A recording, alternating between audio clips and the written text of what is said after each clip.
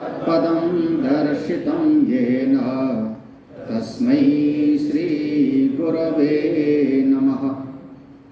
अज्ञानतिमिरान्धस्य ज्ञानाञ्जनशलाकया चक्षुरुन्मीलितं येन तस्मै श्रीगुरवे नमः। गुरोर्ब्रह्मा गुरोर्विष्णु गुरोर्देवो महेश्वरः गुरोर्साक्षात् परं ब्रह्म तस्मै श्रीगुरवे नमः। त्वमेव माता च पिता त्वमेव बन्धुश्च सखा त्वमेव विद्या द्रविणं त्वमेव सर्वं मम देवदेवो। गजाननं भूतगणादिसेवितं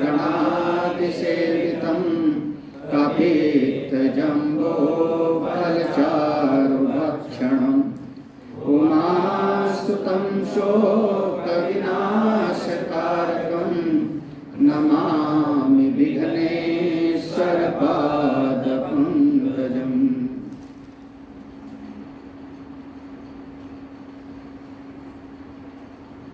नमामि समीशाननिर्वाणरूपं विभुं व्यापकं ब्रह्मवेदस्वरूपं निजं निर्गुणं निर्विकल्पं निरीहं चिदाकाशमाकाशवासं भजेऽहं। निराकारमोङ्कारमूलं तुरीयं गिराव्यानभूतितमीशं गिरीशं करालं महाकालकालं कृपालं गुणागारसंसारपारं नतोऽहं। तुषाराद्रिसङ्काशगौरं गभीरं मनोभूतकोटिप्रभाश्रीशरीरं स्फुरन्मौलिकल्लोलिनी चारुगङ्गा लसत्बालबालेन्दुकण्ठे भुजङ्गा चलत्कुण्डलं भ्रूसुनेत्रं विशालं प्रसन्नाननं नीलकण्ठं दयालं मृगाधीशचर्माम्बरं मुण्डमालं प्रियं शङ्करं सर्वनाथं भजामि। प्रचण्डं प्रकृष्टं प्रगल्भं परेशं अखण्डम् अजं भानुकोटिप्रकाशं त्रयाशूलनिर्मूलनं शूलपाणिं भजेऽहं भवानी पतिं भावगम्यं। कलातीतकल्याणकल्पान्तकारी सदा सज्जनानन्ददाता पुरारी चिदानन्दसन्दोहमोहापहारी प्रसीद प्रसीद प्रभो मन्मथारी। न यावत् पुमानाथपादारविन्दं भजन्ति लोके परे वा नराणां न तावत् सुखं शान्तिसन्तापनाशं। प्रसीद प्रभो सर्वभूताधिवासं न जानामि योगं जपं नैव पूजां न तोऽहं सदा सर्वदा सम्भुतोऽभ्यं। जराजन्म दुःखो गताप्यनाशं प्रभो पाहि यापन्नमामि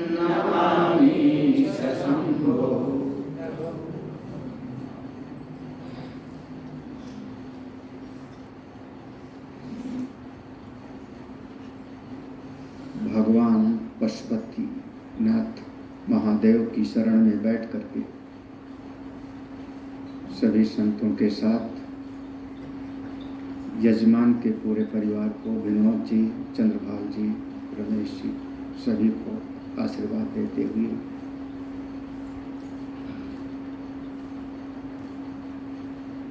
भगवान की ही कथा का हम लोग श्रवण करें। शिव पुराण में प्रवेश करने के पहले हमारी परंपरा को थोड़ा समझना चाहिए।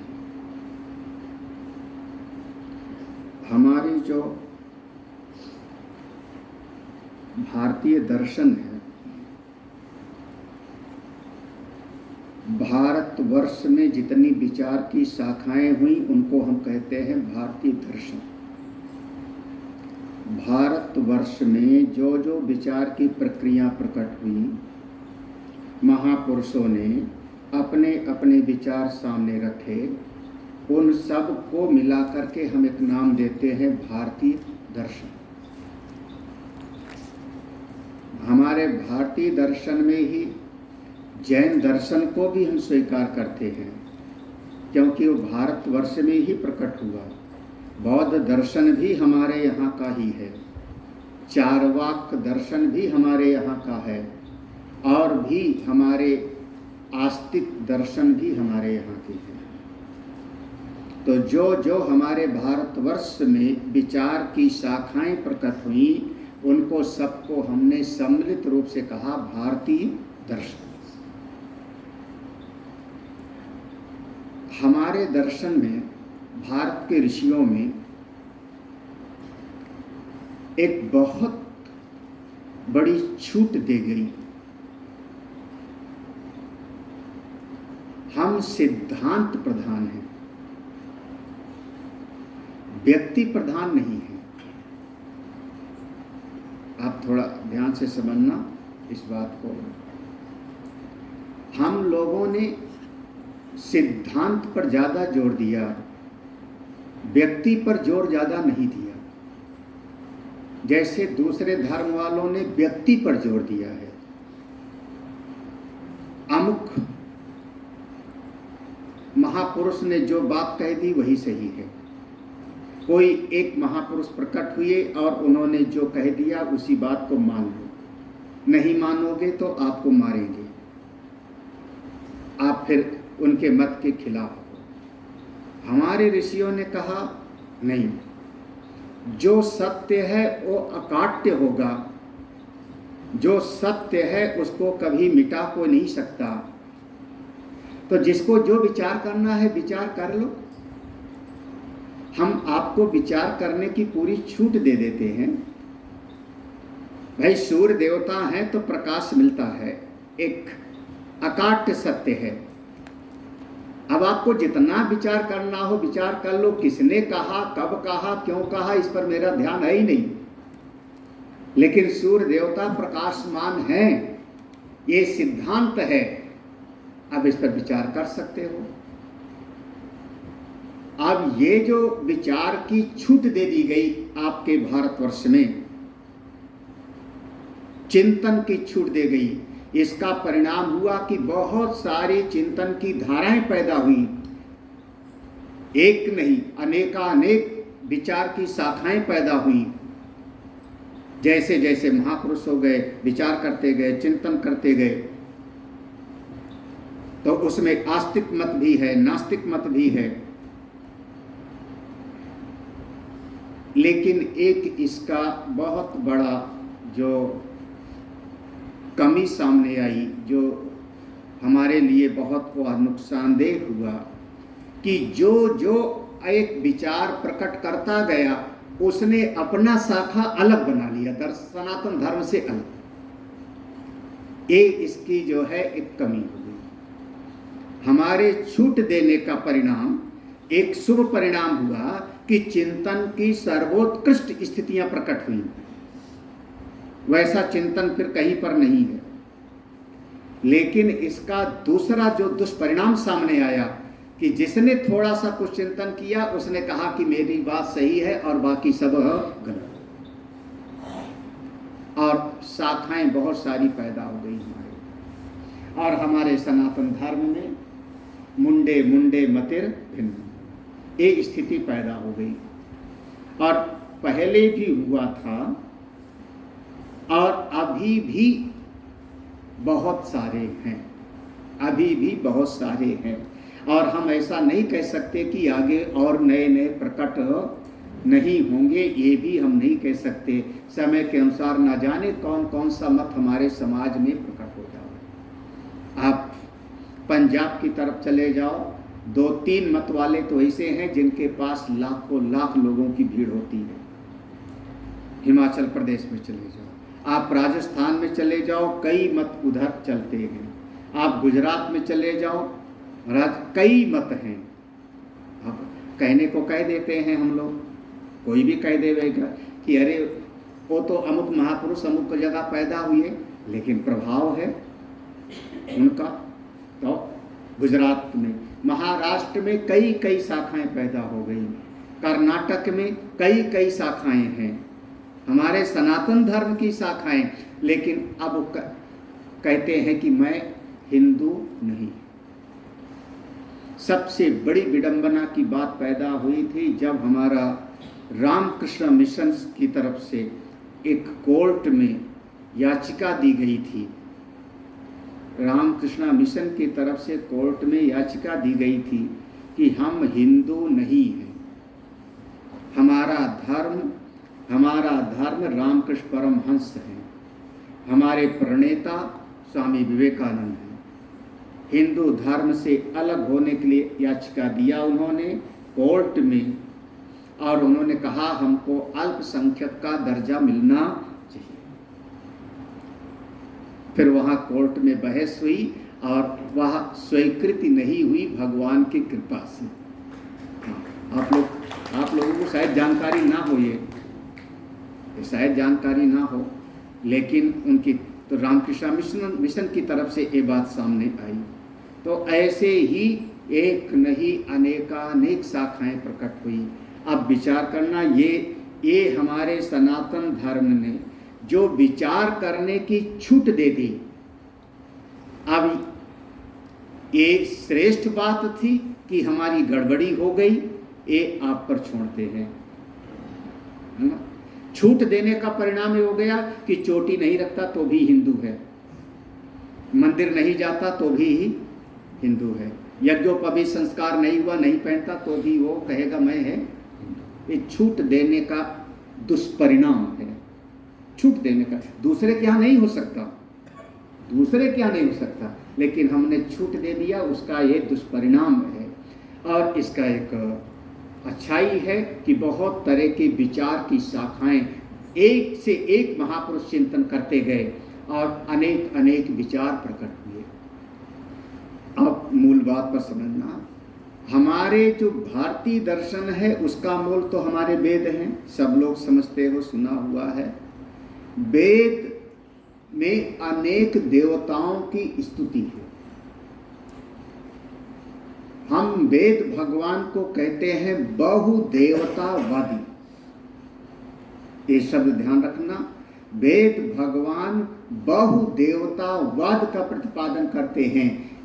अनेक देवता हैं, इंद्र भी हैं, अग्नि देवता भी हैं, मेधा देवी हैं, अनेक अनेक देवताओं का वर्णन आया। और अमुक अमुक एक शक्तियां हैं, प्राकृतिक शक्तियों के अधिष्ठात्र देवता हैं, उनकी स्तुति करने से, उनकी प्रार्थना करने से जीव का कल्याण होता है। तो वेद में अनेक देवताओं का वर्णन है। लेकिन अनेक देवता तो हैं, लेकिन परम पिता परमेश्वर एक है। एकम सत विप्रा बहुधा, देवता अनेक हैं, परमात्मा एक है।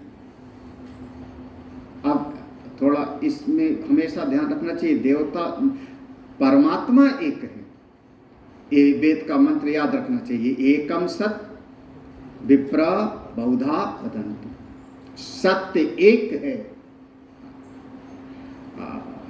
मंत्री कितने हैं पूरे भारतवर्ष में? कितने मंत्री होंगे? कोई एक अगर गिनती बता दो तो मैं इनाम दूं, हारी। क्योंकि हाँ 1881। हाँ, आपको ना विश्वास हो तो गिन लो।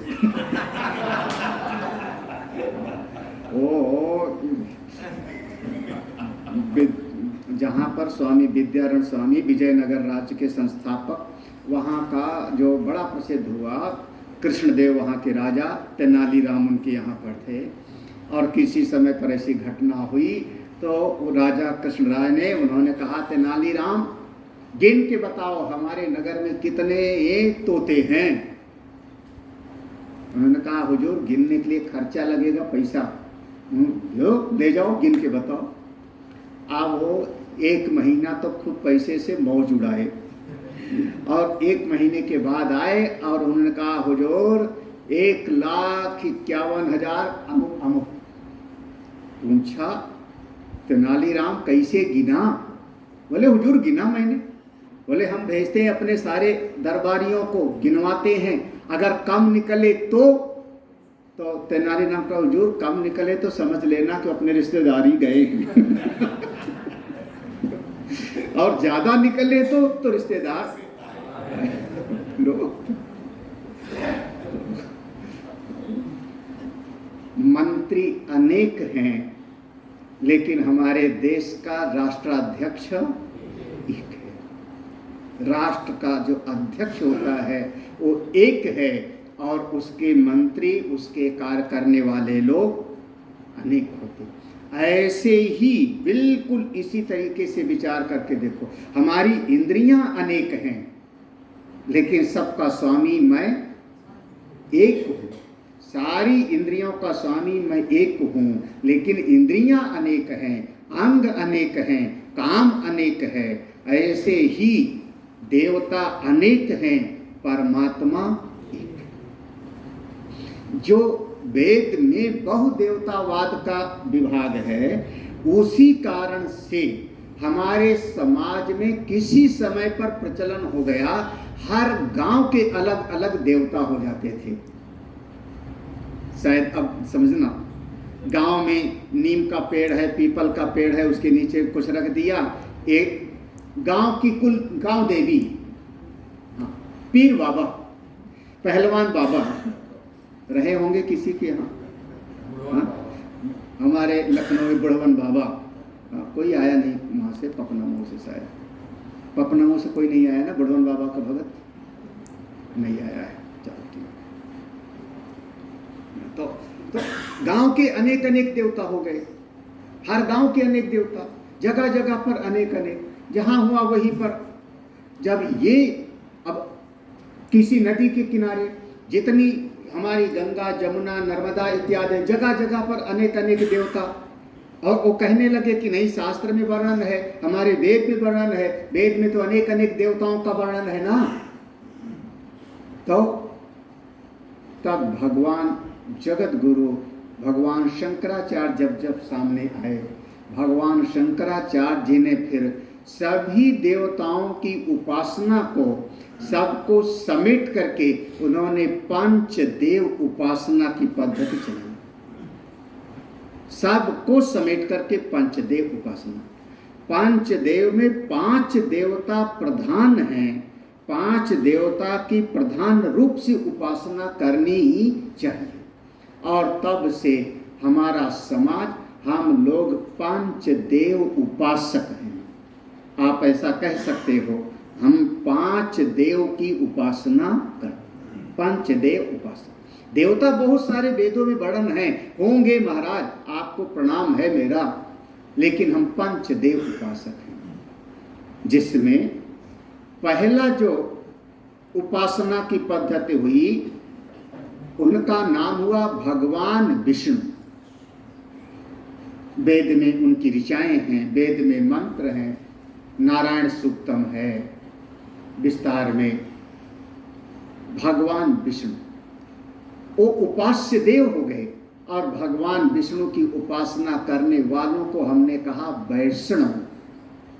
दक्षिण भारत में ये बहुत रहा, हमारा पूरे भारतवर्ष में वैष्णव मत। वैष्णव माने जो भगवान विष्णु को विशेष रूप से उपास्य देव माने। क्या हुआ, नहीं समझ आया? भागवत पढ़ते हो?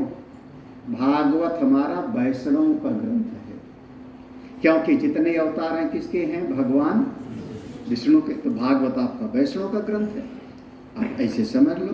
तो भगवान राम जन्मभूमि, जय हो राम जन्मभूमि की, जय श्री राम का नारा ही है अब तो, है ना? राम हम आएंगे, हाँ, मंदिर वहीं। हमारे समाज में एक आंदोलन हुआ, जैसा हमारा समाज एक जो है बिल्कुल प्रभावित हुआ, हमारा हिंदू धर्म जागृत हुआ। लेकिन कौन है वो? वैष्णव। इसीलिए एक बड़ा विवाद हुआ टीवी पर, उन्होंने कहा सन्यासियों का स्थान नहीं है, ऐसा बोला था, शायद ध्यान होगा। ये सन्यासियों का शाक्त का स्थान नहीं है, ये रामानंदियों का स्थान है। और बहुत सटीक शब्द बोला था, लेकिन उसका विवाद बना दिया लोगों ने, विवाद बना दिया। पूजा की जो पद्धति है वो उसकी अपनी परंपरा के अनुरूप चलेगी, जो स्थान होगा वो उसकी जो अपनी परंपरा है उसके अनुरूप होगा। अब यहाँ पशुपतिनाथ के अंदर आपको जाने का अधिकार नहीं है, राजा भी आवेगा तो गर्भगृह के अंदर नहीं जावेगा, वो गर्भगृह के अंदर जाने का अधिकार केवल वो विशेष जो वहाँ के आचार्य प्रवर लोग हैं वही जाएंगे, जो सेवक हैं वहाँ के। तो इसलिए वहाँ कैसा वैष्णव मत हुआ पहला, जिसका नाम दिया हमने भगवान विष्णु के उपास्य देव हो गए भगवान विष्णु। और इन्हीं में अच्छा भगवान कृष्ण की उपासना करने वाले हुए तो कौन हो गए? ध्यान, भगवान कृष्ण की उपासना करने वाला भी वैष्णव कहलाएगा, भूलना मत। आप कह दो कि राधे राधे जप रहे हैं, कौन है वो?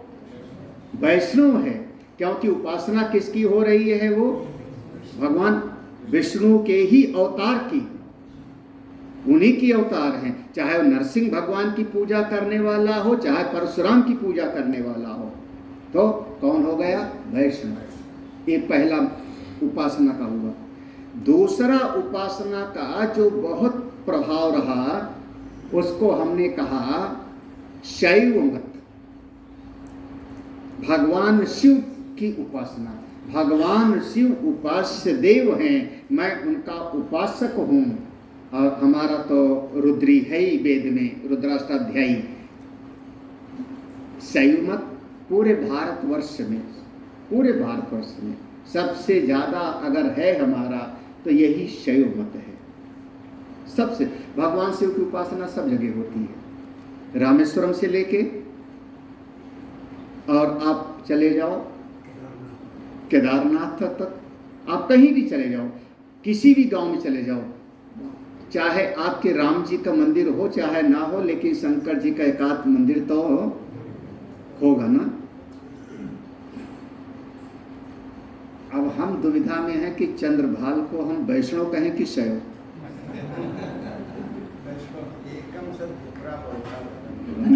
जमेगी नहीं यहाँ मेरी बात, उसको उल्टा, क्योंकि घर के सामने मंदिर बनवाया तो शंकर जी का, याद है ना, उनको दिखाया था।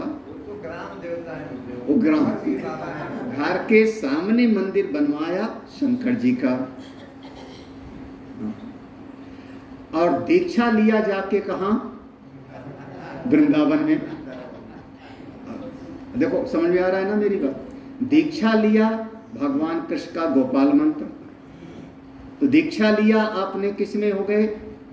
वैष्णव। मंदिर बनवाया किसका? शंकर जी का। अब मैं दुविधा में हूं कि आप शैव हो कि वैष्णव। पंचदेव उपासक। देखो ये भगवान शंकराचार्य जी की कृपा थी कि सबको जोड़ दिया। अच्छा मान लो चाहे आप भगवान विष्णु की पूजा करने वाले हो चाहे शिव जी की उपासना करने, चाहे जो करने वाले हो, यज्ञ करने वाले हो या तप करने वाले हो, बिना गणेश की पूजा के काम होगा कुछ? ओम गणानां त्वा गणपतिगुं हवामहे कविं कवीनाम् उपमस्रवस्तमं ज्येष्ठराजं ब्रह्मणां ब्रह्मणस्पत आनः शृण्वन्नोतिभिः सीदसादनम्।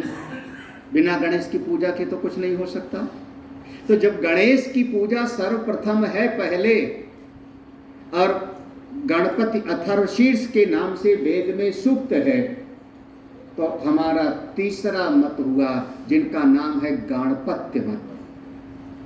तीसरा है गाणपत्य मत, और ये आपका जो है महाराष्ट्र की तरफ तो बहुत ज़्यादा ही है, और कम से कम कुछ भी काम होता है तो श्री गणेशाय, बस गणेश जी महाराज को मना करके करें। देखो कैसा जीवन में जोड़ा है पूरा का पूरा।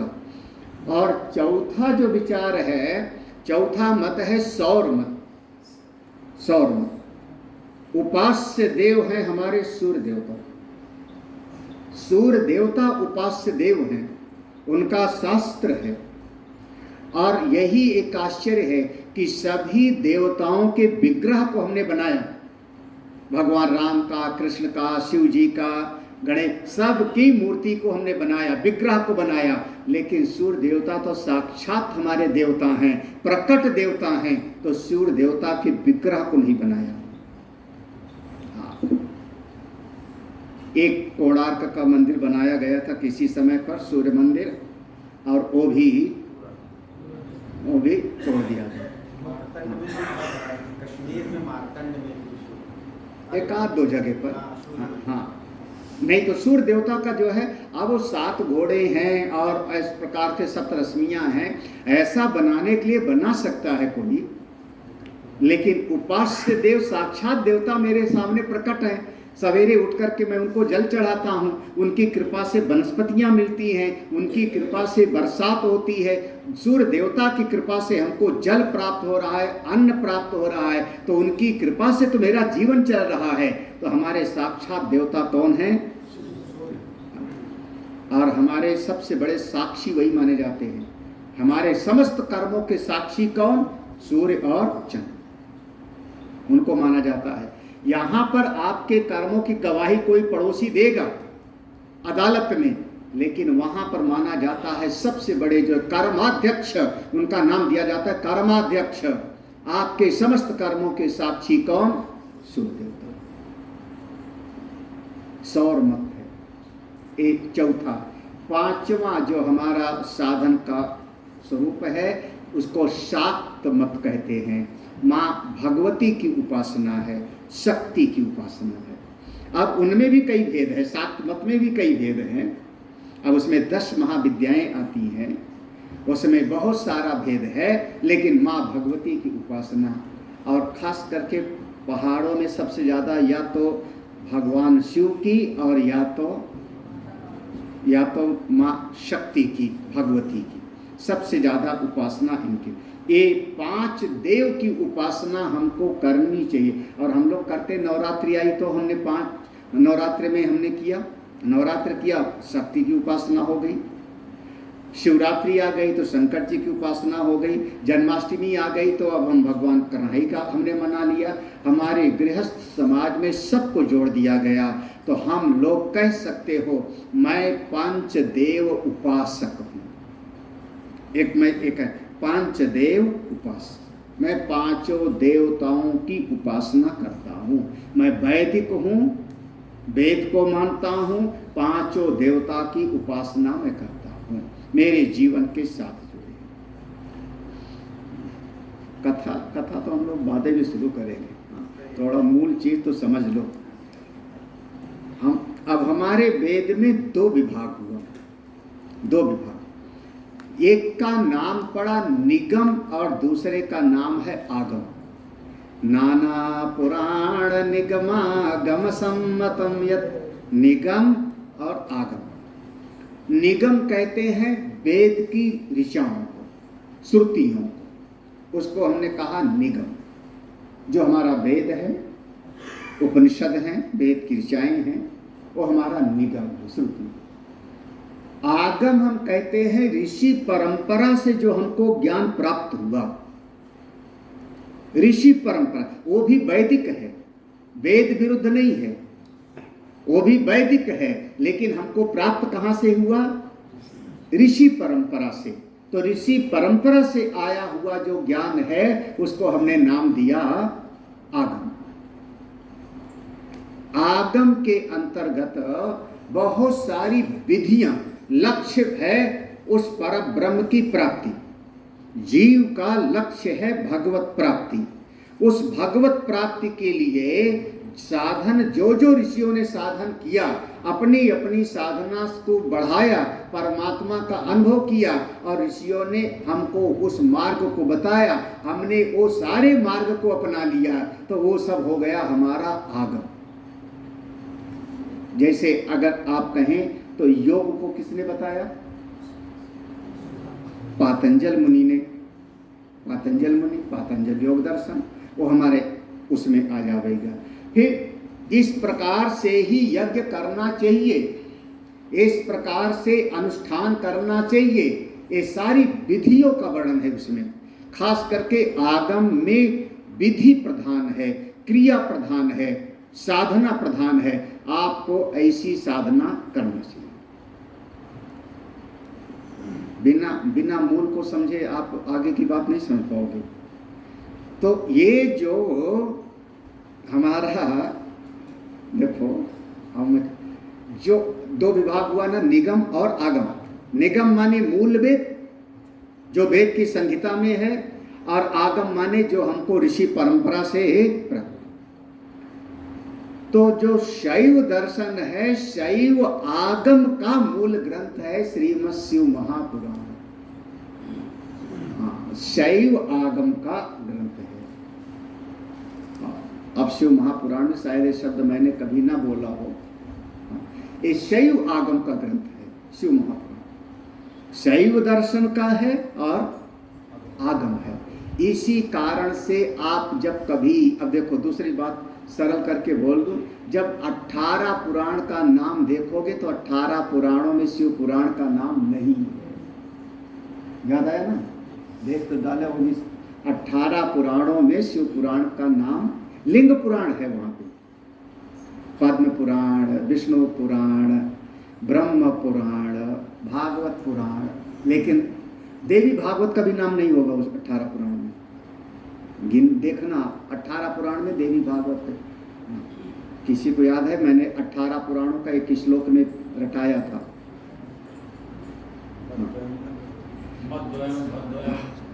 याद आया ना? मद्वयम भद्वयम भ्रात्रयम वा चतुष्टयम अनाप पुष्कलिंगानी, इतने पूरे थे। हाँ, तो माँ अक्षर से 2 मद्वय, मत्स्य पुराण और मार्कंडेय पुराण। भद्वयम, भा अक्षर, मद्वयम भद्वयम, भा अक्षर से 2 पुराण, भागवत और भविष्य। देखो 18 पुराणों का एक श्लोक में।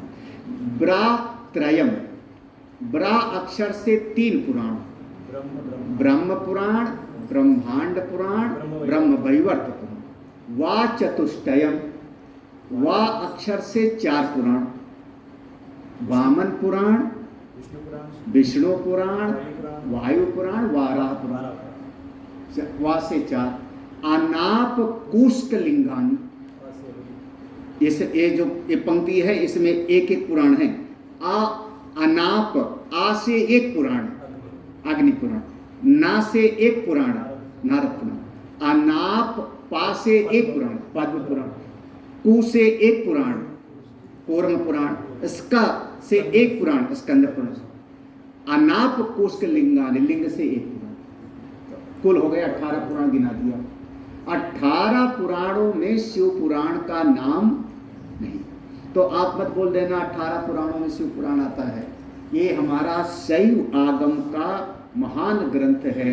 इसलिए अब आप लोग क्रिया प्रधान, विधि प्रधान में बैठे हुए हो, इसलिए बहुत सावधानी से समझना भी है और ऐसी साधना करनी भी है। शिव पुराण के थोड़ा सा दर्शन के बारे में समझो।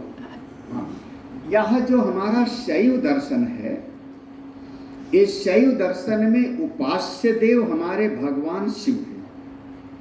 उपास्य देव भगवान शिव हैं, इसलिए शैव। विचार की प्रक्रिया है, देखने की दृष्टि है तो दर्शन, शैव दर्शन।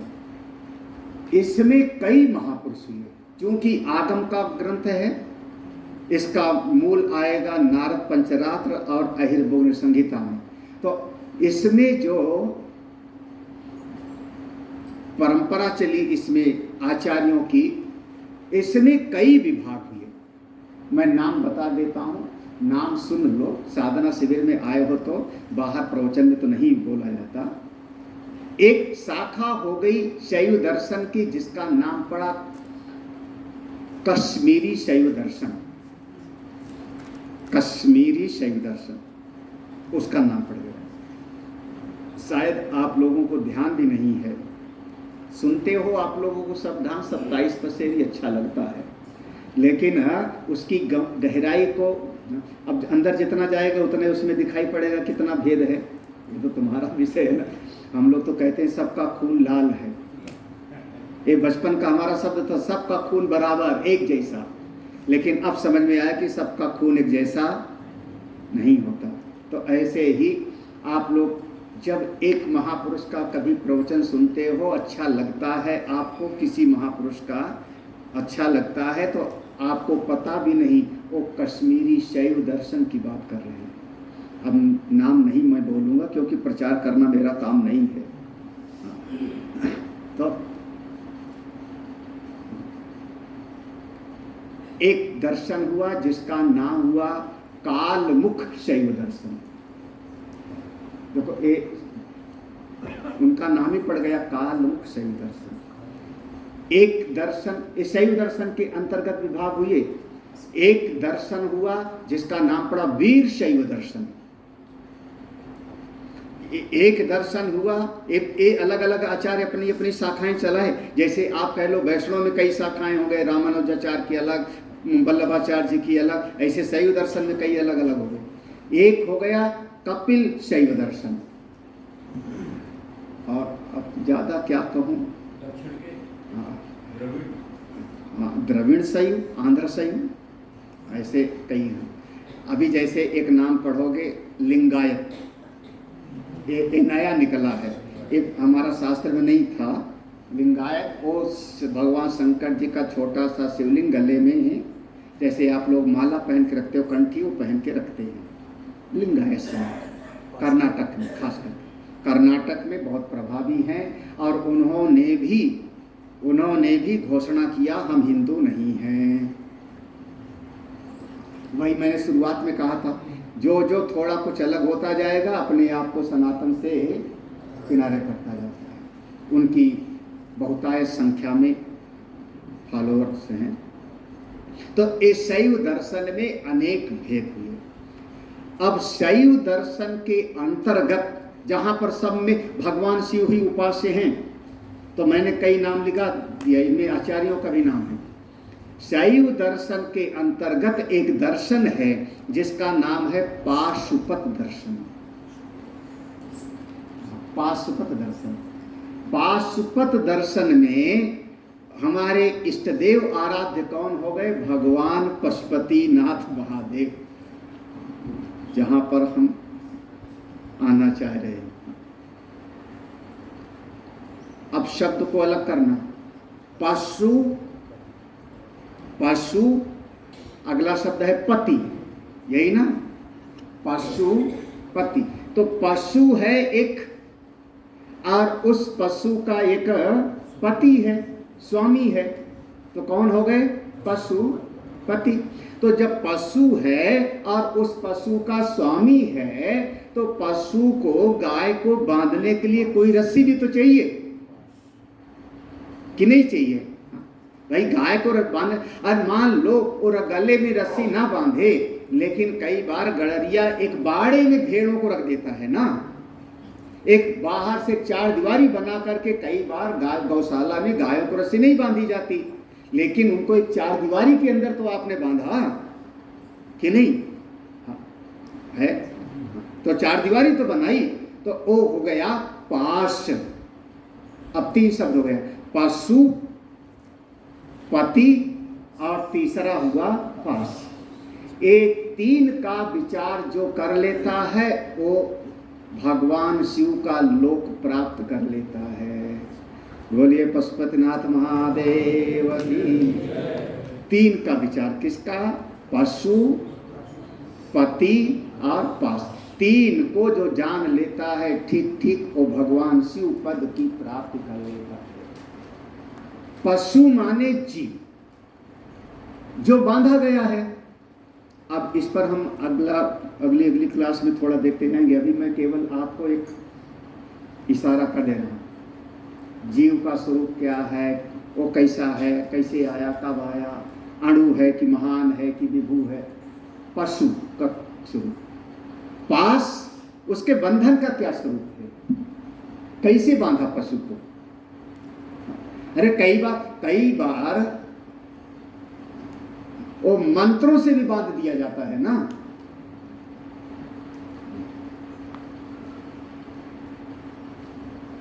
पहले तो जैसे कहीं पर सांप वो काट लेता था तो कोई जानकार होते थे तो उसको जो है मंत्रों से बांध देते थे तो उसका जहर ऊपर नहीं उठता था। रस्सी से बांध ही देते थे लोग, रस्सी से बांध देते थे, चीरा लगा देते थे या डॉक्टर के पास ले गए। लेकिन कुछ मंत्रों से भी हो सकता।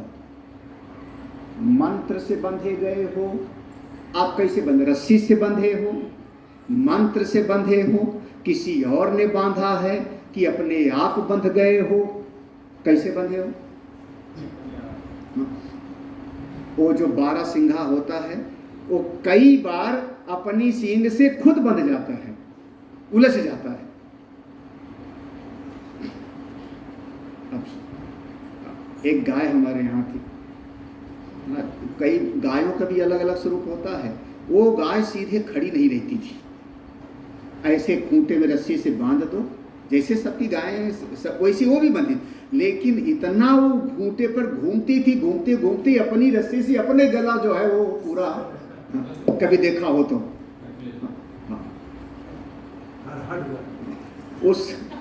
उस गाय को रस्सी में तो बांधा इतनी लंबी जैसे 10 गायों को बांधा है, लेकिन उसने अपना गला को कस लिया। क्यों? घूम घूम। तो आपने ये जो जीव बंधा तो कैसे बंधा? किसी ने बांधा, अपने आप बंधे। देखो पास क्या है? पशु, पास और पति जो परमेश्वर हैं वो कैसे हैं, वो हमको क्या करते हैं, यही शिव पुराण में विचार का विषय है। पूरे शिव पुराण में जहाँ पर ध्यान से समझना, बस इन्हीं 3 पर विचार है। हम यहीं पर इस विषय को जो बोले सच्चिदानंद भगवान की। तो हमारा पाशुपत दर्शन जो हमारे शैव दर्शन का प्रधान रूप है, जिसका महान ग्रंथ है श्रीमद् शिव महापुराण, इसका मूल आधार है रुद्राष्टाध्यायी। क्योंकि जो वेद से विरुद्ध है उसको हम कभी स्वीकार नहीं, तो मूल आधार है रुद्राष्टाध्यायी। उसके आधार पर ये जो शैव आगम का ग्रंथ शिव महापुराण, हम लोग इसका श्रवण करने जा रहे हैं। पुण्यात्मा हैं आप लोग, कम से कम इतना तो विश्वास रखो, इतना तो विश्वास रखो। ईश्वर की बहुत बड़ी कृपा है, क्योंकि अब ऐसे तीर्थ स्थान पर आकर के कथा को श्रवण करवाना और सुनना, ये दोनों ही दुर्लभ है। तो मैं लखनऊ में सब कथा करा लेना, तो अभी तो करा ही लिया था, चंद्रभाल यजमान बन गए, है ना, चंद्रभाल यजमान बने, और मेरे ख्याल में सारा कुछ व्यवस्था किया होगा और लोगों ने ऐसे ही था ना कि हाँ, और आके पूजा कर लिया। तो लेकिन इतनी दूर आकर के, अच्छा आजकल हम शहर में देखते हैं कई बार जैसे रात में कहीं प्रवचन से उतरे और आश्रम में जा रहे हैं, तो रास्ते में कई बार बारात मिलती है रास्ते में, और हम बड़े ध्यान से बारात को देखते हैं, तो वहाँ देखते हैं बेचारा दूल्हा अकड़ा बैठा है और वो लाइट लिए हुए 10-15 लोग हैं, गोल गोल सा, उसके पीछे 10-15 लोग नगाड़ा और वाले हैं, तो लगभग 30-35 लोग तो होते हैं, 40 लोग आपका लाइट और वो है ना, मनोज को याद होगा, 30-35 तो होते हैं। और कई बार देखा बाराती 9 लोग होते हैं वही नाचते रहते हैं। वहाँ मैंने बारात में ऐसे देखा, तो 15-20 लोगों में तो बारात हो जाती है और हम तो 120 लेके आए अच्छा, बारात कितने दिन के लिए होती है? एक टाइम खाना खिलाया, चाहे खाया चाहे न खाया, पूछने भी शायद नहीं आवेगा, यही ना, लगा हुआ है, रखा हुआ है, जाओ खा लो। एक दिन का है और हम कितने दिन के लिए लेके आए? 7 दिन। भाई एक दिन पहले आए, कल कौन कौन आ गया था, तो एक दिन पहले आए और एक दिन बाद में जाओगे तो कितना हो गए? 9 दिन हो गए। तो आसान होता है संभालना क्या? हाँ, एक दिन बच्चे की जन्मदिन की पार्टी करो, 50 लोगों को बुलाओ, महीनों तैयारी करते हो आप लोग, नहीं संभाल पाते हो। और चाहे जितना आप तैयारी करो, एक कोई न कोई उसमें फूफा और जीजा होगा जो नाराज होकर बैठेगा, पक्का मैं कह रहा हूँ। आप चाहे जितना बढ़िया खिलाओ पिलाओ, एक कोई ऐसा होगा जो नाराज जरूर होगा, हमको ठीक से चाय नहीं पूछा। अब यहाँ नहीं, यहाँ सब अच्छे लोग हो, और बहुत लोग अगर शिकायत होगी तो कोशिश करेंगे स्वामी जी तक न पहुँचे बात अपने आप उसका समाधान कर लेना, सब लोग सक्षम हो, कोई तकलीफ है अपने आप मैनेज कर लो। एक समय भोजन ठीक से नहीं मिला, आप होटल पे खा लो बढ़िया, कौन सा जो है क्या चला जाता है, 200 रुपये जाएगा, परवाह नहीं। छोटी छोटी चीज़ों में मन को विक्षिप्त मत करना, मन की शांति हमारा मन शांत रहे, चाहे कैसे भी। द्रव्य गौड़ है, थोड़ा खर्चा करके ठीक है रह लेंगे, उसमें कौन सा बड़ी बात है।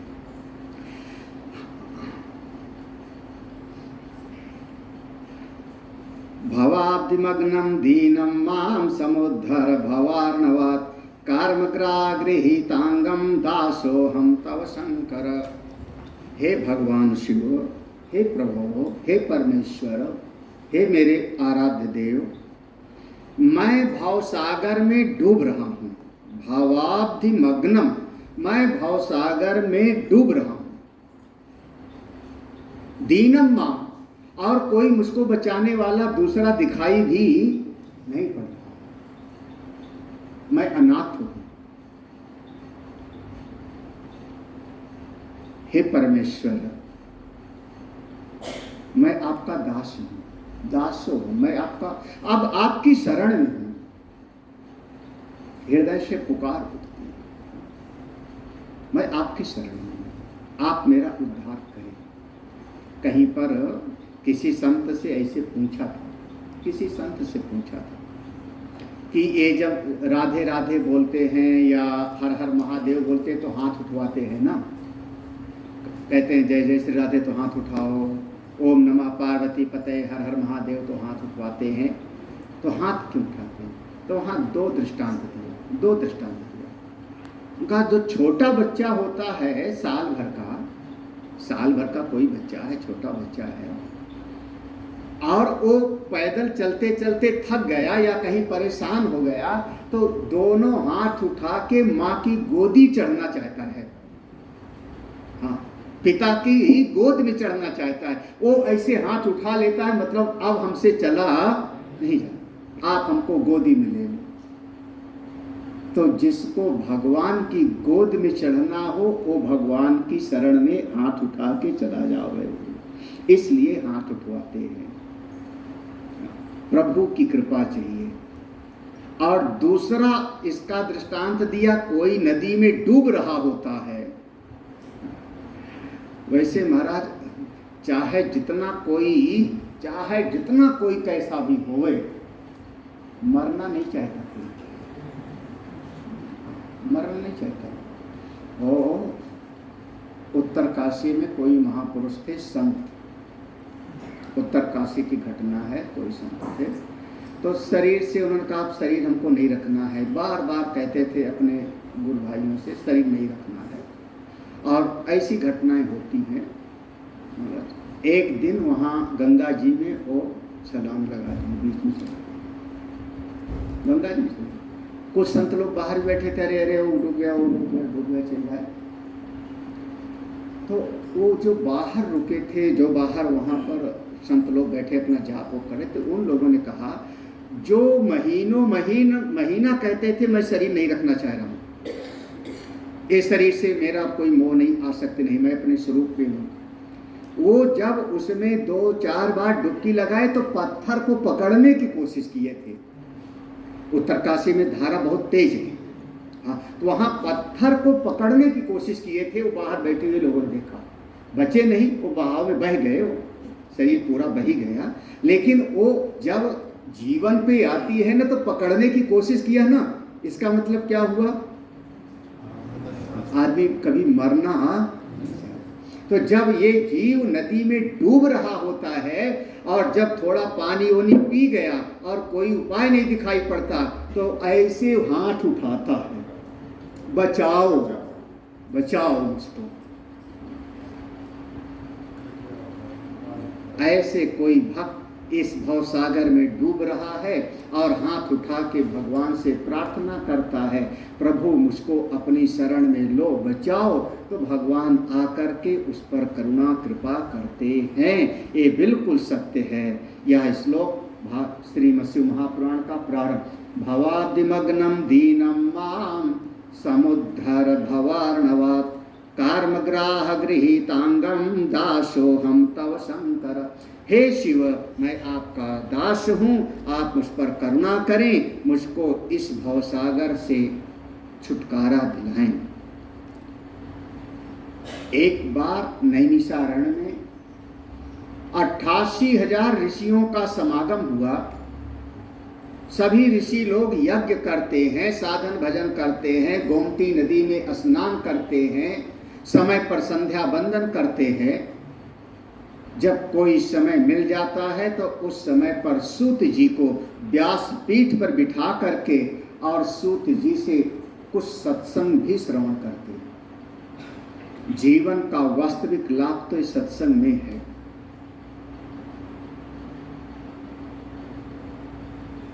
एक दिन सूत जी बैठे हैं, सभी संतों की तरफ से सौनक ऋषि, सौनक महात्मा आगे आए। सौनक जी ने पूछा, हे भगवान सूत जी, आप तो महान ज्ञानी हो, आपने साक्षात व्यास भगवान से समस्त वेद शास्त्र पुराण का ज्ञान प्राप्त किया है, आप हमको भी वह ज्ञान प्रदान करिए जिस ज्ञान को प्राप्त करके आप अपने आनंद में रहते हैं, जिस ज्ञान को प्राप्त करके आप अपने आप में संतुष्ट हैं, वो ज्ञान आप हमको भी दीजिए, हमको भी भक्ति मिले, हमारा भी ज्ञान बढ़े, हमारे भीतर भी वैराग्य आवे, मेरा मन भी काम क्रोध लोभ मोह से मुक्त होवे, हमारा हृदय भी अच्छा हो। भगवान मेरा कल्याण कैसे होगा, आप हमको ये बताइए। हे भगवान, सूत जी महाराज, जब आप कथा सुनाते हैं तो कथा सुनते सुनते मेरे कान कभी तृप्त नहीं होते। आप ऐसी कथा सुनाओ, ऐसी कथा सुनाओ जो हमको सुनने में भी अच्छा लगे। आप दोनों बातें समझिए। अभी तक हमने जो सुनाया 1 घंटा, वो थोड़ा उतना सुनने में उतना अच्छा, क्योंकि कहानी तो सुनाई नहीं हमने तो आपको दर्शन की बात सुना दी, लेकिन आप हमको वो बात सुनाइए जो मेरे कानों को सुनने में भी अच्छा लगे और हमारे भीतर ज्ञान वैराग्य भी, मेरा भी कल्याण करे। सूत जी ने कहा, हे शौनक आदि महात्मा, ऐसा तो केवल ये जो कलयुग रूपी काल है, कलयुग रूपी सर्प है, इससे छुड़ाने वाला केवल एक शास्त्र है जिसका नाम है शिव महापुराण। हम तुमको उस शिव महापुराण की कथा को सुनाते हैं। शिव महापुराण की कथा सुन, जो कोई भक्त इस शिव महापुराण की कथा को प्रेम से श्रवण करता है, उसकी समस्त मनोकामनाओं की पूर्ति होती है, उसका हृदय भी निर्मल होता है, उसकी आपत्ति विपत्ति से भी रक्षा होती है। और एक बात तो मैं पहले दिन ही कह दूं, हमारे यहाँ पर दो तरह से देवताओं के स्वरूप का वर्णन है। भगवान नारायण हैं, भगवान विष्णु, उनकी उपासना करना अच्छा है, बिल्कुल बढ़िया है, करना चाहिए। लेकिन जो मांगोगे वो जल्दी देते नहीं, वो कहते हैं देखूंगा, लायक होगा तो दूंगा, नहीं तो नहीं दूंगा। अब कोई बच्चा बंदूक मांगे पिताजी से, लाओ बंदूक को, तो पिताजी उसको चाहे रो चाहे चिल्लाओ, पिताजी उसको बंदूक हाथ में नहीं। छोटा बच्चा चाकू ले लेवे तो बड़ी माँ लोग छीन लेंगे, चाहे रोए चाहे चिल्लाए। योग्य होगा तो देंगे, योग्य नहीं होगा तो नहीं। तो भगवान नारायण ये देखते हैं कि पात्र है कि पात्र नहीं। अगर इस चीज से इसको कोई नुकसान होगा तो इसको नहीं दें। ये कथा सुनाएंगे, शिव पुराण में ही वो कथा है। नारद जी ने मांगा था एक बार ना, वो शिव पुराण की कथा है जो रामायण में सुना है। भगवान ने वो भी उनको, भोले बाबा हमारे ऐसे हैं, भोले बाबा अपना ध्यान में बैठे हैं। ओ महाराज आशुतोष भोले भंडारी हैं, उनके पास कोई आया, प्रभु मैं तड़प रहा हूँ, दुखी हूँ, मर रहा हूँ। भगवान कहते हैं जब तक इसकी मनोकामना पूरी नहीं होगी चिल्लाता रहेगा, मेरे ध्यान में बाधा पड़ेगी। ले जा, जो मांगो सो देने के लिए लो और जाओ। इसीलिए नाम है आशुतोष। आशु माने जल्दी, तोष माने प्रसन्न होने वाले, जो बहुत जल्दी प्रसन्न होते हैं। आप जल की धारा डाल दो, आप बेल का पत्र चढ़ा दो, उतने भी ही प्रसन्न। तो जो चाहिए सो लो। कौन देवता अच्छे, कौन देवता आपको चाहिए? मनोकामनाओं की पूर्ति तत्काल करने वाले हमारे भोले बाबा, और बहुत ठोक बजा के देने वाले भगवान नारायण। कौन चाहिए? अब नहीं बोलोगे। भोले बाबा की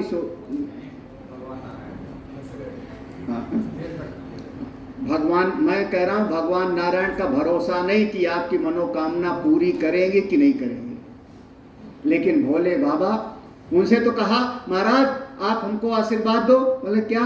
बोले जिसके सिर पे हाथ रखो मर जाओगे। भगवान ने कहा यो मस्त। और बात भी याद आया ना, समस्या किसके लिए हुई? विष्णु नहीं, स्वयं भगवान के लिए। भाई वो उसने भस्मासुर, उसको भगवान ने कह दिया, वरदान दे दिया, ये मस्त जा। उसने कहा वरदान कहाँ मिला? भगवान ने कहा दे दिया, जिसके सिर पे हाथ रखेगा भस्म हो जाएगा वो। उसने कहा हाथ तो जैसे पहले था वैसे ही है, इसमें तो भाई कुछ चुनचिनावे कुछ होवे, इसमें तो कुछ हुआ ही नहीं। भगवान ने कहा नहीं, लेकिन वरदान मैंने दे दिया, जिसके सिर पे हाथ रखेगा वो भस्म हो जाएगा। उसने कहा मेरे हाथ में शक्ति आई कि नहीं आई इसकी परीक्षा करूंगा ना। और कौन किसके पर परीक्षा करने जाऊं? पहले आप ही पे करके देखता हूं। वो बाद में फिर बेचारे भगवान विष्णु पड़े तो बचे हो। भोले बाबा हमारे ऐसे आशुतोष हैं, जो चाहिए अभी इसी समय ले जाओ। ऐसे भगवान शिव हैं, उनकी आराधना करने के लिए शिव महापुराण, जिसमें 7 संहिताएं हैं और कुल 24,000 श्लोक हैं, 457 अध्याय हैं इसमें। तो 7 संहिताएं, 457 अध्याय और 24,000 श्लोक हमको प्राप्त हैं। भागवत जी में 18,000 श्लोक हैं और इसमें 24,000 श्लोक हैं, ऐसा ग्रंथ है। क्या फल मिलेगा? अरे ये देखो, शिव पुराण की कथा एक बात तो है भाई, अमृत है, दवाई है, चाहे जान के खावे चाहे अनजान में खावे, खुशी से खावे चाहे रो के खावे, फायदा तो दवाई ही कर ही देती है ना। वहां पर जान अनजान की बात नहीं है, चाहे जैसे कोई खावे तो। हे शौनक आदि महात्मा, आपको एक कथा सुनाता हूं। एक बहुत पापी था, दुष्ट था, और ऐसे गांव होते थे। पहले के समय में कोई जो गांव होता था, उस गांव के किनारे जो है वो अलग अलग काम करने वालों का अलग अलग वो बसावट टोली बन जाती थी। मछली मारने वाले उस तरफ हो जाते थे, सुअर पालने वाले उधर रहने लगते थे, अमुक कार्य करने वाले उधर रहने, ऐसे एक क्या आप लोग गांव के ऐसे एक किनारे जो है वो रहते थे। हमारे गांव में भी रहते थे, मैंने देखा था। वो चाहे जितना उनको आप वेद पुराण सुनाओ, मछली मारना कभी छोड़े नहीं। मैं महात्मा बनने के बाद भी गया एक बार, और फिर मैंने उनको कहा कि मछली मत खाना मारना, तो उन्होंने मुझको देख करके हंसे, बोले बहुत बहुत ज्ञान झाड़ रहा है आके। तो कोई नहीं सुना होना, तो वो एक समाज ऐसे बन जाता है। तो ऐसे एक कोई किरातों का गांव है। किरात माने कोई आदिवासी कोल भी, जिनका काम ही है जीव हिंसा करना, प्राणियों को मारना, ऐसे शराब पीना पिलाना, ये सारे के सारा ऐसे गांव में एक रहता था। लेकिन आश्चर्य ये है, क्या कहूं, ये कहीं कहीं पर ऐसे शब्द हैं नहीं जी। एक अपने धर्म से भ्रष्ट हुआ पापी ब्राह्मण था। ये न जाने कहां से ऐसे शब्द आएगा। एक दरिद्र ब्राह्मण था, ऐसे सुनते हैं ना लकड़हारे की कथा में। यानी बेचारा ब्राह्मण कैसे हो गए, लेकिन वही बोलना जाता है।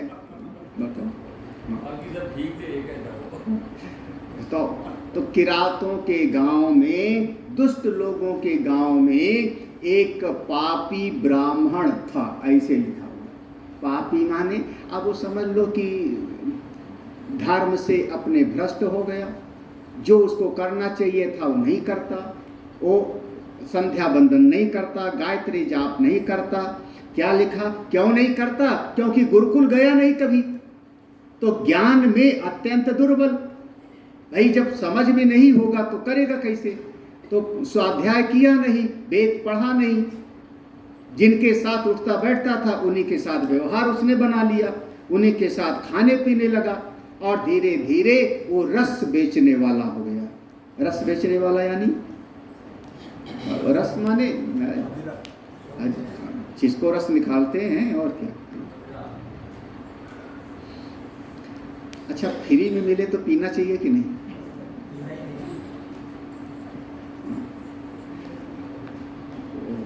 जहाज वाले ने दिया था ना एक ऐसी लिस्ट दिया था, हम ये वाला दे सकते हैं, ये वाला दे सकते हैं, ये वाला दे सकते हैं, ये वाला दे सकते हैं। पाँच छः चीज मैंने उसको पढ़ा गौर से, पढ़ा तो गौर से। और क्या, तो हमने कहा चाय पिला देना आप। तो उसने मुस्कुरा के कहा बस चाय, बिस्किट चलेगा? हमने कहा बिस्किट भी चलेगा। तो चाय बिस्किट पी के चले आए महाराज, क्या करेंगे। लेकिन रस बेचने वाला, रस बेचने वाला यानी शराब बेचने वाला, ऐसा हो गया। अपना शास्त्र से विरुद्ध, मांसाहारी, धीरे धीरे दूसरों के घर में चोरी करने वाला, यहाँ तक कि जितने पाप होते हैं वो सब करने लगा। अब देखो, एक तो ऐसी चर्चा होने लगी पूरे गांव में, देखो ये अपने धर्म से भ्रष्ट हो गया, और उसके साथ बैठना मत। लोग अपने बच्चों को बचाने लगे, उसके साथ बैठ जावे अगर कोई, तो लोग अपने बच्चों को मारना शुरू कर दिए। जब पूरे गांव में उसके नाम से लोग बचने लगे, उसका अपमान महसूस होने लगा। धीरे धीरे अब उसने करे क्या, तो उसको कहीं से दान दक्षिणा मिले ना, कोई रोजी रोजगार था नहीं उसके पास में। अब रोजी रोजगार नहीं है, दान दक्षिणा नहीं, उसके अपने परिवार वाले भी किनारे कर दिए, तब खाए कहाँ से? तो चोरी करना, ठगी करना। फिर इसी से उसका जो है कहीं से कुछ किसी के खेत में से कुछ उजाड़ के खा लिया, किसी के खेत में से कहीं से, धीरे धीरे लोग उसको चोर भी कहने लगे। एक एक करके जब सारे पापों करने लगा, लोग उससे बचने लगे, अपने वस्तुओं को बचाने लगे। ओ नाम वाला नाम है इसका देवराज, नाम देवराज। और ओ पापी देवराज आ रहा है, चोर देवराज आ रहा है, अपने बच्चे को बचाओ। अब जब ऐसी उसकी कुख्याति हो गई, उसने कहा इस गांव को छोड़ देना चाहिए, यहां रहना ठीक नहीं है। उसने उस गांव को छोड़ करके चल पड़ा। और अब चूंकि और तो कुछ था नहीं, चलते चलते पहुंच गया प्रतिष्ठानपुर। प्रतिष्ठानपुर झूसी, तुम्हारी पोस्टिंग रही है वहां पर कुछ दिन ना, झूसी में पोस्ट रहे हैं। तो झूसी देखा है? अरे इधर से गंगा जी जा रही, इधर से जमुना जी आ रही है, दोनों का जहाँ संगम हो गया, तो इधर की जगह को जो है कह दिया गया है प्रयाग। गंगा जी के इधर की जगह को प्रयाग कह दिया गया। अब उसके बाद फिर वो गंगा आगे चली गई, उस साइड को फिर जो है नैनी बोल देंगे, उधर अरैल बोल देंगे, और इस तरफ को झूसी बोलते हैं। ऐसा झूसी वहाँ पर गंगा जी के जो है पूर्वी तट पर, गंगा जी के पूर्व के तट पर झूसी, और गंगा जी के उत्तर पश्चिम की तट पर हो गया आपका पश्चिम के तट पर और आपका प्रयाग, वहाँ पर पश्चिम तट पर, वहाँ पर।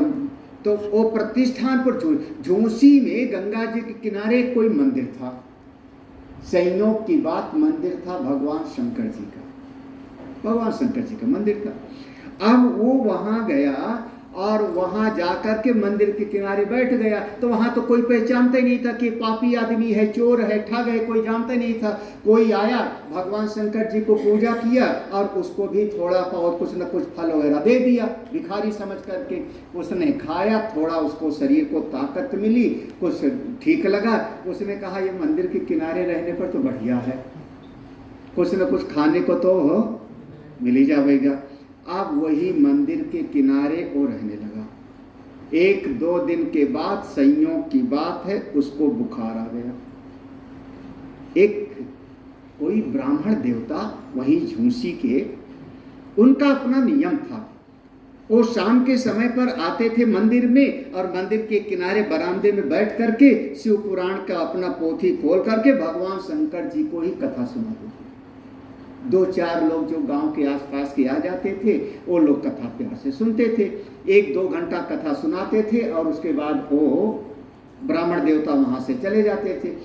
अब इसको जो बुखार आ गया था, अब बुखार में शरीर में ताकत तो रही नहीं, तो वहीं एक किनारे लेटे लेटे और वो कथा सुनने लगा मजबूरी में। भाई अब क्या करे, तो अब आज का जमाना होता तो मोबाइल चलाता है ना, मोबाइल वाले, हाँ मोबाइल था नहीं उस समय पर। अब बात किससे करे, कोई परिचित नहीं है, और वहाँ बस तो जो कुछ मिल गया वो खा लिया और बाकी पड़े पड़े वो कथा। तो 1-2 दिन सुना, धीरे धीरे 3-4 दिन सुनते सुनते कथा से प्रेम हो गया उसका। एक कथा ऐसी है, सुनते सुनते इसमें रस आने लगता है। जिस चीज को आप करने लगते हो उसमें देखो रसानुभूति आने लगती। आप अनुभव करके देखना, टीवी पर जो लोग न्यूज देखना शुरू करते हैं, देखो फिर धीरे धीरे उनको न्यूज में ही, जितने बुजुर्ग लोग हो सब लोग, और कोई चैनल में नहीं लगा। हाँ, वो फिर वो जब देखो तब न्यूज का चैनल, जितना बच्चा होगा उसको जिस चैनल पर देखो, वो उसी तरह क्या कहोगे, हार्मोन्स वैसे डेवलप हो जाते हैं, सेरोटोनिन क्या होता है, उसी में उसको खुशी मिलने लगेगी, उसी में खुशी मिलती है। जिसको जो है सास बहू की कहानी सुनने में मजा आने लगा, फिर वो फिर उसी तरह का चैनल, वो धीरे धीरे, ये मन का स्वभाव है जिसमें आपको धीरे धीरे एक रस डेवलप हो जाएगा, फिर वही आपको अच्छा लगने लगेगा। ऐसे आपकी जीवा के स्वाद का है। बचपन से जो भोजन आप करते थे सबसे ज्यादा स्वादिष्ट आपके लिए वही भोजन है, हितकारी वही भोजन है। दक्षिण भारत वाला अपना और पंजाब वाले का अपना। क्यों? धीरे धीरे हमारी जीवा को उसी स्वाद के साथ मेरा हृदय, मेरा मन जुड़ गया। ऐसे कथा सुनने लगा, वो पड़ा पड़ा बुखार में, और कथा सुनते सुनते अच्छा लगने लगा। धीरे धीरे 2-4 दिन हो गया, बुखार उसका गया नहीं।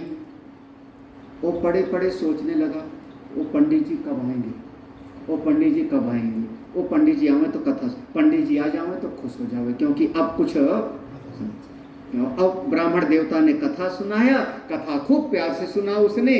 अब वो पड़ा पड़ा लेटे लेटे, कथा का टाइम पूरा हो गया, वो फिर अपना पोथी लेके चले गए, भगत लोग चले गए, किसी ने कुछ खाने पीने को दे दिया, वहीं पर वो पड़ा हुआ गंगा में जाके स्नान करके, और धीरे धीरे सारे पाप उसके कटने लगे। देखो, अब जितने समय तक बुखार में पड़ा है उतने समय तक तो कोई पाप नहीं कर रहा है ना। जिस समय मंदिर में बैठा है उस समय तो कोई पाप नहीं कर रहा है ना उसको कहीं से मांसाहार मिल रहा है, ना कोई चोरी कर रहा है, ना किसी को ठग, तो सारे कर्म तो उसके पाप कर्म तो खत्म है उस समय पर। और चित्त किस में लगा है? भगवान के मंदिर में और भगवान की कथा में। धीरे धीरे वो पवित्र होने लगता है। ये कई बार हमारे जो है जगदानंद महाराज अंतर्यामी जी कई बार ऐसा बोलते हैं, ये प्रवचन वगैरह में 3 बार नाम बुलवाएंगे, कहेंगे हमारे साथ बोलो नारायण नारायण नारायण, ऐसे बुलवाते हैं। तो हम भी बुलवाएं का? हाँ, नहीं, हमारा भगवान शंकर जी की महिमा है, नारायण नंबर 2 पे। तो जब नारायण की होगी तो मैं कहती हूँ अभी नहीं, अभी तो भगवान शिव सर्वज्ञ हैं, सब कुछ है। नारायण तो उन्हीं की एक छाया मात्र है। और ये 3 बार जब सब भगत लोग कह देते नारायण है तो कहते हैं जाओ सब हो गए पवित्र। अब इनकी गारंटी, कभी कभी ऐसी गारंटी देते हैं कि मेरे लिए खतरा हो जाता है। 2-3 को ऐसे सर्टिफिकेट दे दिया कि हमको छोड़ के भाग गए। वो नहीं दिख रहे ना जी, जो ब्रह्मज्ञानी 2-3, हाँ सर्टिफिकेट पा जाएगा तो स्कूल छोड़ के जाएगा ना। सर्टिफिकेट मिल जाएगा तो स्कूल में क्यों पढ़, फिर स्कूल छोड़ के जाएगा वो। अब इन्होंने सर्टिफिकेट दिया था कि अमुक नंबर A-B है, अमुक अमुक, ये ब्रह्मज्ञानी हैं, और एकात हैं, एकात है नहीं, जो एकात है उनकी सप्लीमेंट्री आ गई होगी। चलिए, तो अब ये ऐसे 3 बार नारायण कहलवाएंगे और कहेंगे जाओ सब पवित्र हो गए, सब इस समय शुद्ध। 3 बार भगवान का नाम लिया, इस समय अच्युताय नमः, माधवाय नमः, केशवाय नमः, इस समय पवित्र। पूछा पवित्र है? बोले हाँ, बस शर्त है कि अब आगे कोई गलती मत करना, इस समय पवित्र हो, लेकिन आगे कोई अब अपराध मत करना ना। सत्संग में बैठे हो तो इस समय पवित्र हो, लेकिन अब इसी अंतःकरण को आगे भी बनाए, अब हमसे वो गलती ना हो। तो ऐसे ही ये देवराज नाम का ब्राह्मण जब वो मंदिर में पड़ा है तो सारे कर्म तो उसके शांत हो गए, कर्म तो कर नहीं पा रहा है, शरीर अशक्त है, कमजोर है, तो पाप कर्म से बचा। और भगवान शंकर जी का दर्शन हो रहा है, भूले भटके जाने अनजाने कथा का श्रवण कर रहा है। धीरे धीरे कथा से उसकी प्रीति हुई, और संयोग की बात है कि उसका बुखार ठीक नहीं हुआ।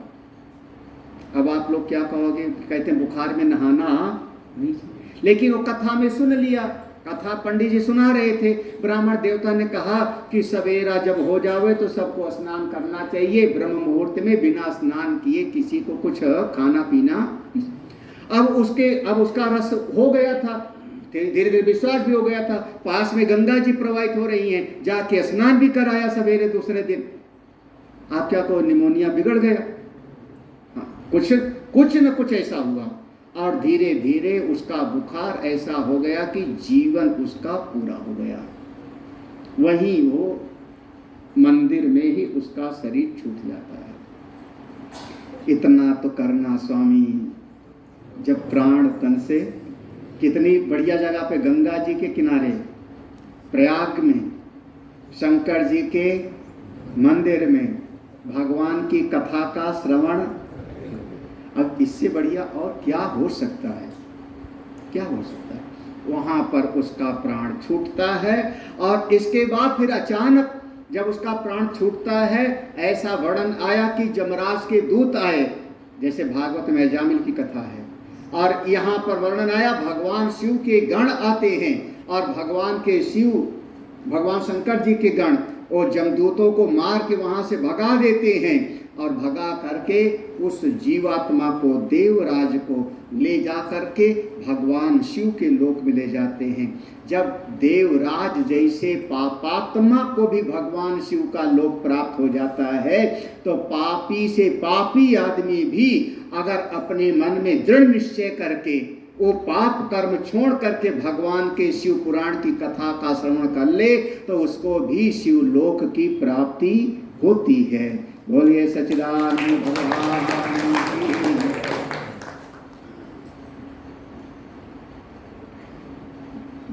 भगवान की ऐसी कृपा हो, कथा सुनते सुनते बस उसी में मन। ऐसा अनेक वृंदावन में भी, हरिद्वार में कई ऐसे लोगों का आता है, सत्संग से उनका प्रेम है, सत्संग सुनते रहते हैं। जहाँ सत्संग होता है धीरे धीरे शरीर वृद्ध हो जाता है, छूट जाता है। हम लोग तो कहते हैं ऐसे महापुरुषों का यह लोक भी परलोक भी सुधर है। तो अगर आप लोग भगवान शिव पुराण की कथा सुनोगे भगवान की, तो आप लोगों की अधोगति नहीं बल्कि भगवान शिव का लोक प्राप्त होगा। सूत भगवान ने कहा, शौनक अच्छा एक बात और है,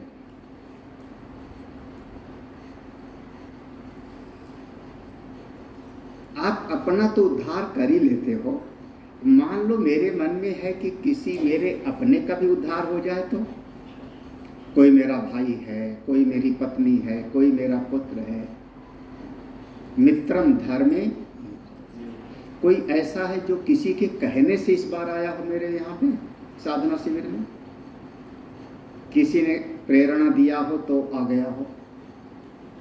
हाँ, नहीं है? हाँ, और भी साधना तुम पहली बार सत्य, हाँ, पहली बार आए तो कहीं ना कहीं और भी कई लोग हैं। हाँ, किसी ने ये बैठे हुए हैं समझी कैसे आ गए, किसी ने प्रेरणा दिया। तो शास्त्र कहता है मित्रम धर्मे, आपका अपना वो है जो आपको धर्म से जोड़ देता है, जो आपको श्रेष्ठ मार्ग पे लगा दे, समझना वो आपका।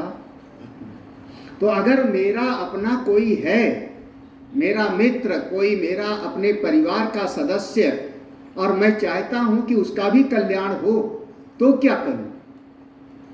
सूत जी ने कहा, सुनो शौनक आदि महात्मा, एक समुद्र के किनारे कोई गांव था जिसका नाम था वास्कल। जैसे धुंध जैसा धुआं धुआं छाया रहता रहा होगा, समुद्र के किनारे कोई, तो वास्कल नाम का कोई नगर, जहां पर बहुत सारे दुष्ट लोग निवास करते थे।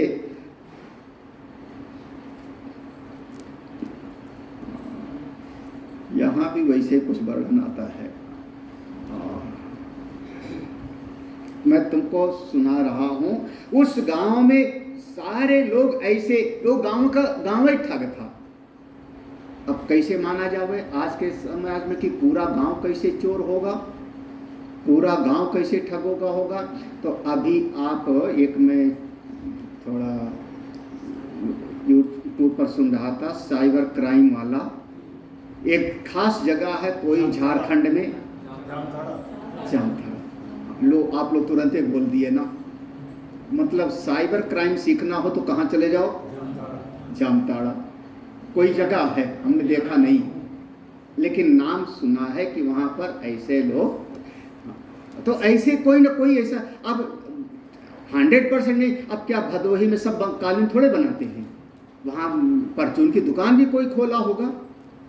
आप क्या समझ रहे हो कि जो आपका कहाँ अलीगढ़ में ताला, सारे ताले बनाते हैं, रिक्शा नहीं चलाता कोई क्या?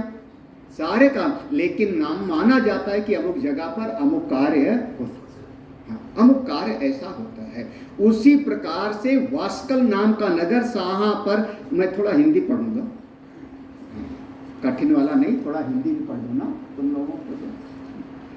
समुद्र के किनारे निकटवर्ती प्रदेश में एक वास्कल नाम का ग्राम है, जहां वैदिक धर्म से विमुख महापापी ब्राह्मण निवास करते थे।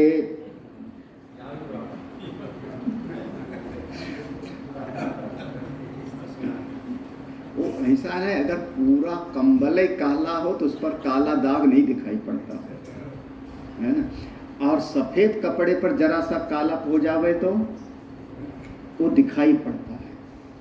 अब यहाँ पर क्या लिखे कि अमुक गांव में एक बहुत पापी हो, जिसका नाम लेने पर एक मुकदमा लग जाएगा हम पर, वो निवास करता था। क्या उस जाति का नाम ले लें तो हमारा कोई ना कोई विरोध करने के लिए खड़ा हो जाएगा, उसका लिखे क्या? जो कानपुर में चमड़े का व्यापार कर रहे हैं, जो सुअर पाल रहे हैं, उनका एक विशेष संज्ञा दी गई थी समाज में, तो उनके लिए क्या कहें? उनका तो काम है वो, उनका तो काम ही है। किसका वर्णन करेंगे? जहाँ पर 50 अच्छे लोग थे, एक बिगड़ गया, तो वहाँ पर चर्चा होगी ना। मैं कह रहा हूँ जहाँ पर वस्त्र सफ़ेद थे लेकिन एक काला धब्बा हुआ तो दिखता है, इसलिए ऐसा वर्णन आता है। नहीं तो ऐसा मत समझना कि ब्राह्मण दरिद्र हो गए। ब्राह्मण जो यज्ञ करता था, वर्णन आया है, जो यज्ञ करता था वो दरिद्र नहीं होता था, वेद पढ़ता था वो दरिद्र नहीं होता था। हमारा ब्राह्मण समाज ऐसा संपन्न था महाराज वैदिक काल में। वैदिक काल में उस समय गोधन ही संपत्ति होती थी उसकी, जिसकी जितनी गायें उतना श्रेष्ठ होता था। हमारे ब्राह्मणों की संपत्ति को, ब्राह्मणों की इतनी सी चीज को कोई समाज चुराता नहीं था। चोर भी होता था तो वो वैश्य के घर का चुरा लेता था, लेकिन ब्राह्मण के घर का सामान नहीं चुराता था, क्योंकि बहुत घोर पाप लगेगा, घोर पाप लगेगा। हमारे समाज में कहावत थी कि सोने का खोना भी बुरा और सोने का पाना भी, ऐसा बोलते थे ना। यानी सोना कहीं किसी का गिर गया, किसी माँ का कान का गिर गया कहीं सोना, तो देख भी लिया तो उसको कोई चुराता, मतलब ऐसा भी हमारा समाज होता था। तो समाज तो है, धीरे धीरे समाज में परिवर्तन हो रहा है। लेकिन एक ऐसे गांव था वास्कल नगर, जहां पर एक दुष्ट रहता था, नाम था उसका बिंदु। बिंदु, उसकी पत्नी का नाम था चंचुला। चंचुला माने थोड़ा उसका स्वभाव चंचल था, शांति से वो ध्यान में नहीं बैठ सकती थी। चंचुला, चंचुला। अब जैसे वो था वैसे पूरे परिवार के लोग हो गए। धीरे धीरे ये दोनों अपना ठीक ठाक रहते थे, इनके बाल बच्चे भी हुए, सबका शादी विवाह भी हुआ, और धीरे धीरे पीढ़ी दर पीढ़ी वही काम, कौन सा? चोरी वाला। यानी बच्चे भी उसी काम में लग गए।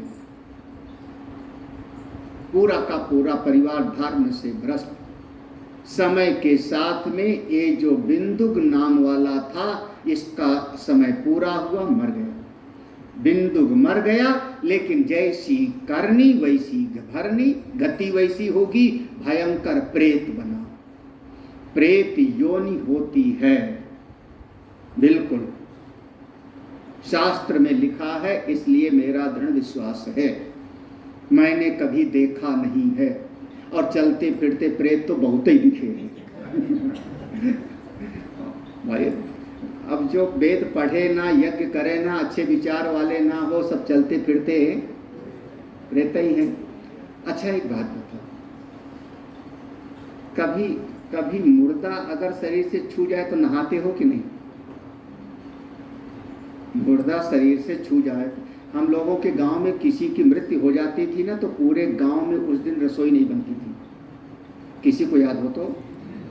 गांव में एक आदमी मर गया तो जब तक उसकी लाश नहीं चली जाती थी तब तक गांव में बनता नहीं था ना। और उसके बाद फिर अंतिम संस्कार करके स्नान करके सब लोग आते थे, वो सब प्रक्रियाएं थी हम लोगों की अपना परंपरा में। अब जो पेट में मुर्दा लेके बगल में बैठा है उसको क्या करें हम?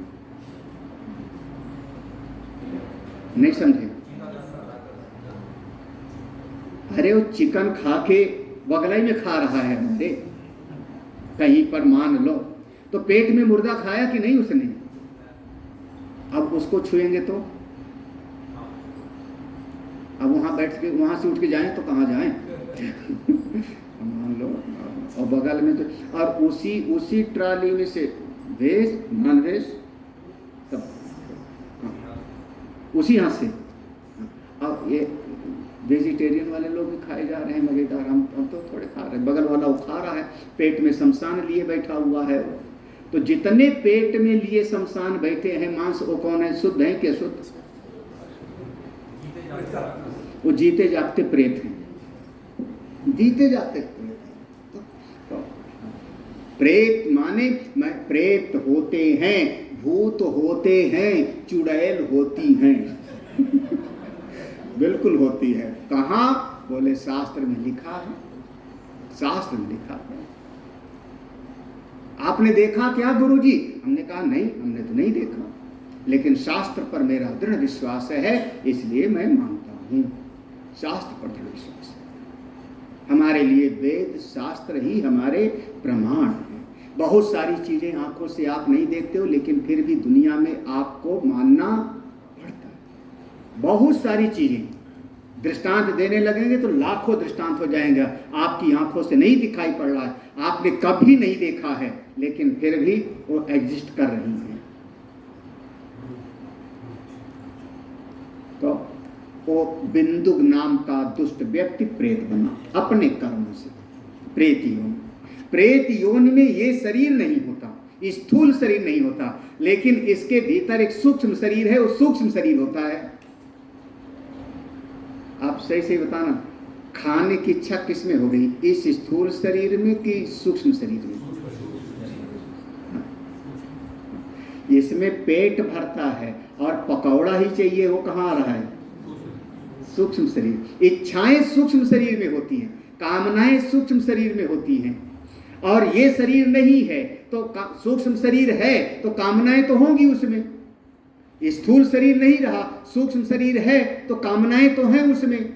और कामनाओं की पूर्ति का साधन नहीं, हाथ नहीं कि पकड़ सके, मुंह नहीं है कि बोल सके, तब यही उसके कष्ट का सबसे बड़ा दुख का कारण है कि कामना है, इच्छा है, लेकिन पूरा करने का साधन नहीं। वह फिर प्रेत बना घूमता है, ऐसा प्रेत। अब उसके बाद वो तो उसका अंतिम संस्कार हो गया, 13वीं हो गया, घर सब ठीक ठाक, कोई उसमें समस्या नहीं, वो अपना जैसा किया था वो प्रेत बन गया। विंध्याचल पर्वत पर प्रेत बना जाकर गांव के कुछ लोग तीर्थ यात्रा पे जा रहे थे, तीर्थ यात्रा पे जा रहे थे, आपस में चर्चा हो रही थी। बहुत पूर्व उम्र हो गई थी, सब बाल बच्चे नाती पोता वाले हो गई थी। तो उसकी जो पत्नी थी चंचुला, उससे किसी ने कहा तुम भी चलो ना। उसने कहा चलो हम भी तीर्थ यात्रा पे चल पड़ते हैं। अब वो चंचुला भी तीर्थ यात्रा के लिए निकल पड़ी। तीर्थ यात्रा पर गए एक जगह से, जैसे गांव के और लोग, तो वो भी चंचुला भी, जहां सब स्नान करते वो भी स्नान कर लेती, जैसे जैसे सब खाते पीते वो भी खा पी लेती। तीर्थ में घूमते घूमते यह जो एक टोली थी, ग्रुप, वो पहुंचा गोकर्ण क्षेत्र।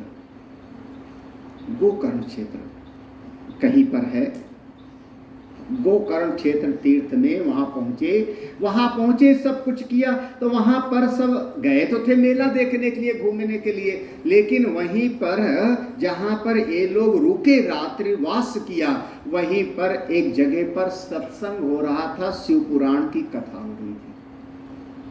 सब लोग बैठे थे शिव पुराण की कथा में। तो चंचुला भी जाके बैठ गई।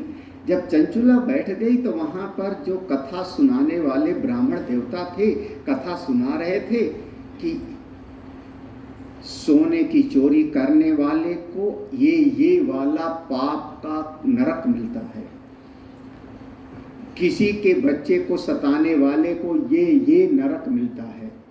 ऐसे जिसको करनी भरनी कहते थे ना, कम तौलने वाले का हाथ काट लिया जाएगा, उसको ऐसा कि उसको कहाँ कोलू में डाल करके तेला जाएगा, कि पकौड़े बना के तला जाएगा।